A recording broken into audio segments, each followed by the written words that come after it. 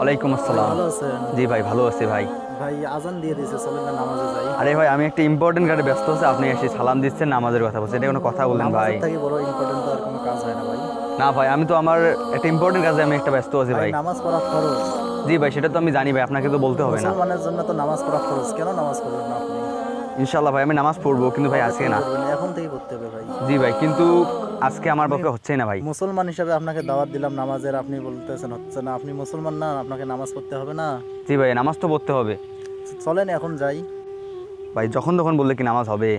আরে ভাই, আমি আপনাকে বলতেছি না, আপনি যান। বারবার এরকম করে বলতেছেন কেন? আমি বলি নাই ভাই, আপনার? আপনার সাথে কথা বলতেই নামাজের ওয়াক্তটা চলেই যাচ্ছে। আরে ভাই যান, ভাই যান।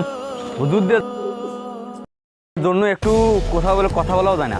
ভাই ঠিক আছে, একদিন হিসাব হবে।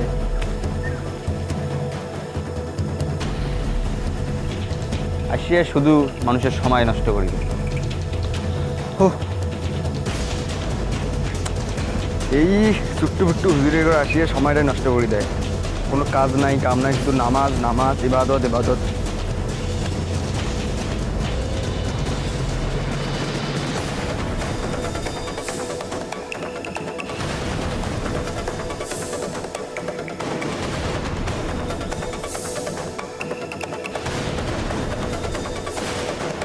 আসসালামু আলাইকুম ভাই। ওয়ালাইকুম আসসালাম ভাই, কেমন আছেন?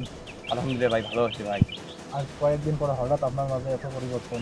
ভাই, সেদিনকার ব্যবহারটার জন্য আমি আপনার কাছে দুঃখিত। না, ওই দিনের ব্যবহারে আমি কিছুই মনে করি নাই, তার কারণ আমরা নবীর উম্মত। একজন মুসলমান ভাইয়ের কথাতে আরেকজন মুসলমান ভাই যদি মন থাকে, এখানে তো কিছুই হয় না। আমি তো আপনাকে নামাজের দাওয়াত দিচ্ছি, হয়তো আপনি সেদিন বুঝতে পারেন নাই, আজকে বুঝতে পারছেন, বিদায় নামাজ পড়ছেন। আমাদের সমাজে এমন লোক আছে যারা আল্লাহ তাআলার ইবাদত করে না, মিথ্যা কথা বলে ভাই। আর এইসব বাদ দিয়ে আল্লাহ তাআলাকে স্মরণ করুন এবং আল্লাহ তাআলার ইবাদত করুন। আমিন।